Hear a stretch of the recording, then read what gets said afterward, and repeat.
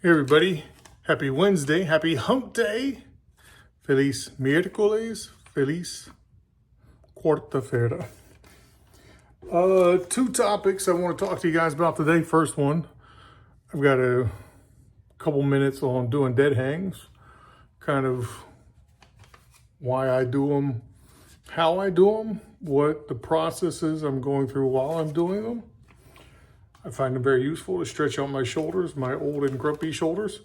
And I talked through a little bit on the tape.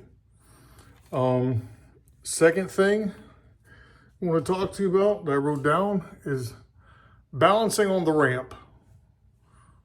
Balancing on the ramp. What do I mean by that? All right, so I've talked in prior videos about my ramping sets of 5. That's kind of my strategy for feeling out a lot of lifts.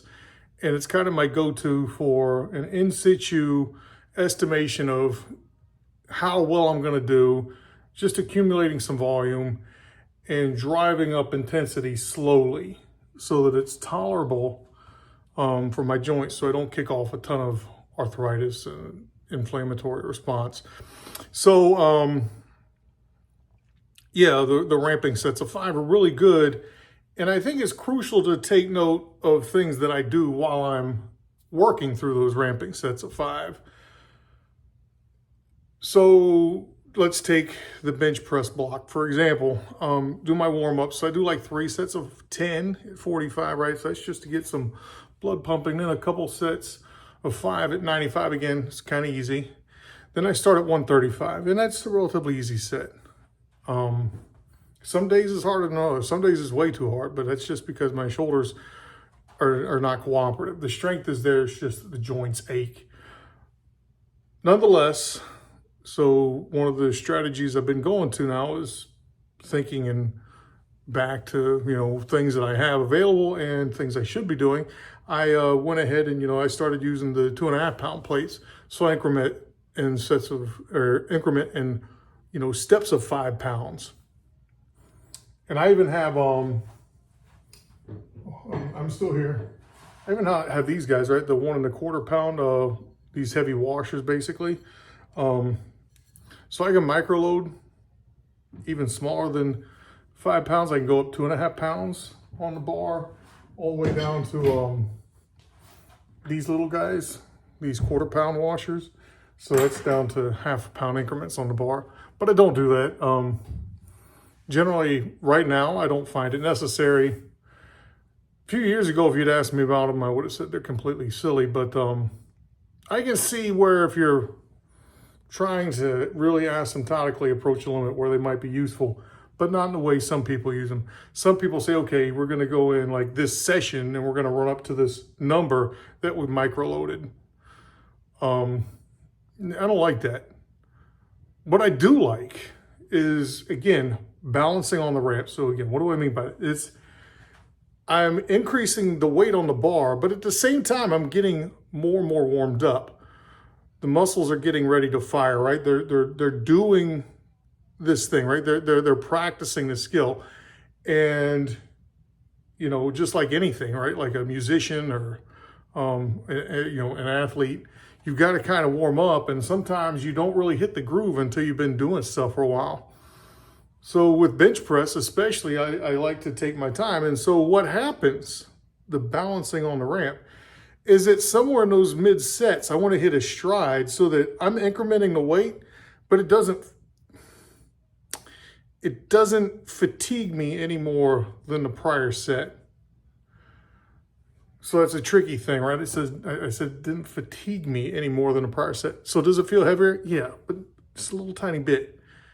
But when I'm done with the set, I feel kind of the same as I did the set before. I feel like I put in the effort that was very similar to the prior set. And I want to do that for multiple sets. And I achieved that today. And the balance part comes from, I've got to load in small increments. So right now that's, again, 5 total pounds on the bar, 2.5 on the side. And then the next part is typically stretching out the rest intervals. So when I start the ramping block, I usually go bang, bang, bang, bang. It's like 135, 140, 145. And those are getting hit like 30 seconds or less between sets. So I'm just hitting them.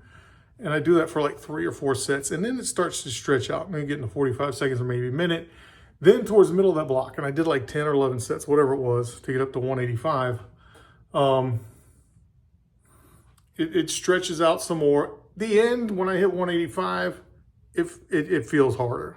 I definitely can tell that I've dipped into the energy budget that I have available a little bit more than those prior sets. So the last 3 or so sets, you can feel things start to add up. So kind of the first 3 sets and the last 3 sets, and I'm talking a set of like a block of 10 or 11 total sets, those sets on the fringe, you can feel a little bit of an increase in fatigue, but in the middle, in that middle part, it feels very consistent set to set. And if I'm doing that, my opinion is that I'm achieving a good balance of increasing resistance, accumulating some volume, pushing all the buttons I need to push to, try and, drive hypertrophy, try and increment strength, while doing so that I'm not really ticking anything off and I'm not dipping too much into, whatever my energy stores are. So that worked really well on bench. Now I went to press. I did press too. And I went in, again, 5-pound increments on the bar, 2.5 a side. I went from the bar, 45 up to 95. So 45, 50, 55, 60, 65, 70, 75, 80, 85, 90, 95. 11 sets. Those were just getting heavier. A couple of reasons. One, I was already tired. Triceps were pretty much already fatigued. 2, I was not stretching out the rest as much until the very end.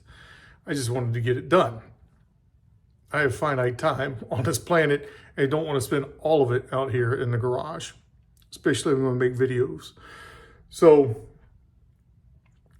when you're running these ramping blocks, that I think they are fantastic for those of you who are not trying to do a strict LP, you're not worrying about competing, you're not just trying to add weight on the bar for the sake of adding weight on a bar. You're in the gym, you're a seasoned veteran, which means you've had about a year or 2, if not more, of training history, but you kind of know what to do, and you're just in the gym to maintain a baseline. You want to try and build some muscle, try and retain some strength, try and get some good work done, but you don't want to beat yourself up so much that you're not able to come back. And you want things to move nice and easy the next day. You want your joints to be working. You don't want to wake up sore. So these blocks, even though it's 11 sets, like I did, both pressing motions were 11 sets. They're not all that heavy. That's why I'm keeping it in sets of 5. I can do a pretty good job of moderating fatigue in those sets of 5. Again, I think it's a good number for just keeping track of where I'm at, energy systems, joint response, all that kind of stuff. And I just ramp up through those, extend the rest period, try and keep the sets feeling consistent in terms of the energy expended, in terms of how much fatigue cost each set had. And then ramp up to, something that's going to be kind of hard. Today, I could have pushed the bench a little bit further. I could have probably pushed to 190, 95, maybe a little higher. But I knew I was going to press too. I want to try and work on my overhead motion again. I want to try and get my deltoids built back up. I feel like there's a little bit of, I think they're lacking some there. Just trying to regain the shoulder mobility I used to have effectively. I would love to be able to press 225 for 5 again. No, that's not going to happen, but it would be nice to press 135 by 5 again. That's kind of, that's a pretty good metric. If you see some guy throwing up 135 overhead in the gym, like, respect, bro. That's good. 225 is like, oh, wow, that's a pretty rare event. Again, I don't expect to ever get back to that, but 135 would be nice. 95 was a little hard today. Again, that probably had another 5, 10, maybe 15 pounds left in it. But it's tired.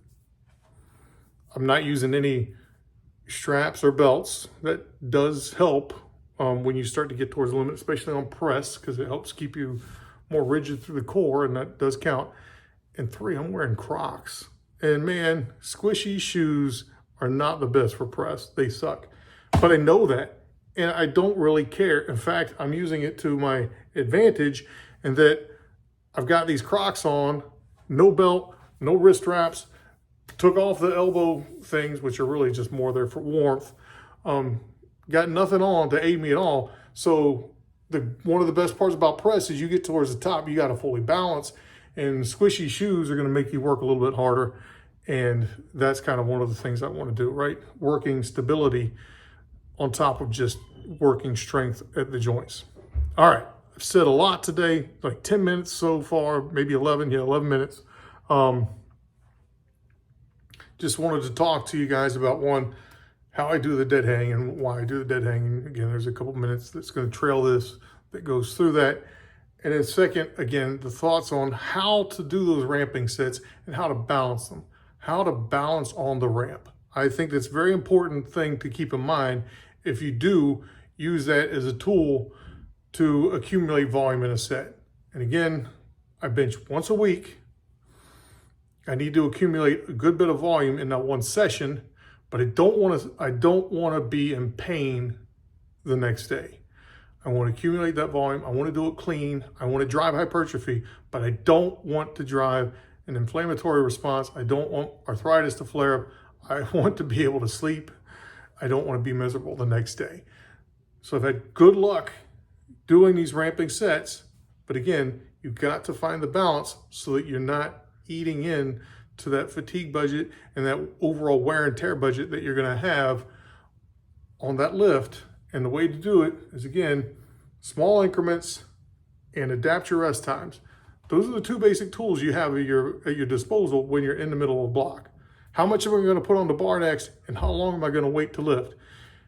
You don't want to come too soon because you got to get the adenosine diphosphate to convert back to adenosine triphosphate so you can break that phosphate off again and generate energy, blah, blah, blah, microbiology, 10th grade, whatever. So you want that to regenerate. So you need some time for that. And the literature says about 5 to 8 minutes to get full replenishment in the mitochondria there, the powerhouse of the cell.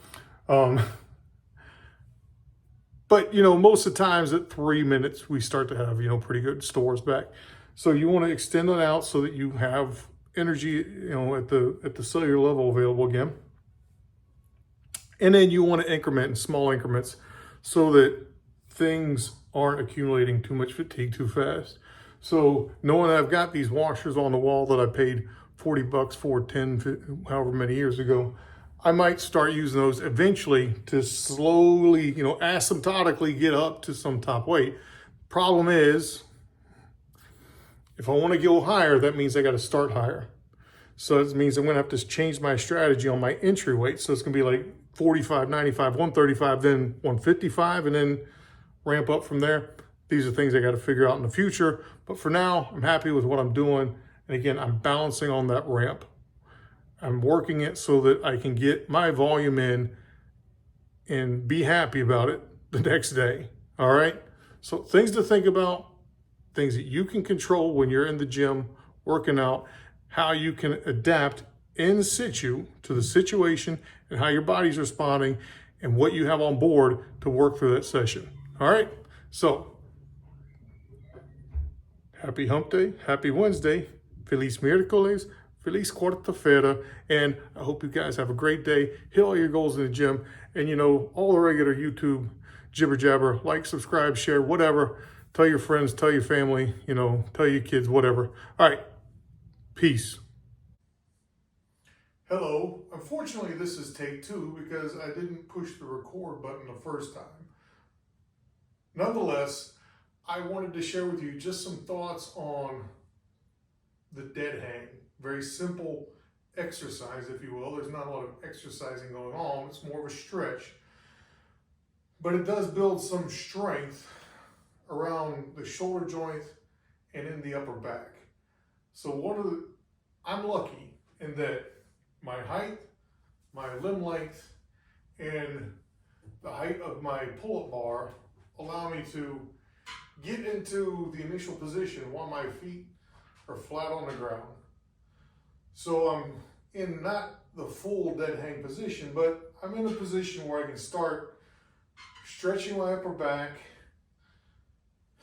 expanding my rib cage. So I do that by just taking in a shallow breath, not a deep breath, because that is what allows me to expand my rib cage some.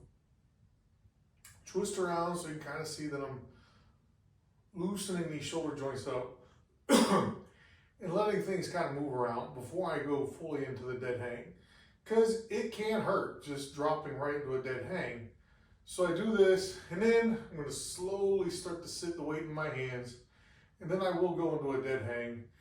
And I probably won't do a dead hang as long as I did before, because now I'm a little bit tired because I didn't push record the first time. So let's sit into this dead hang.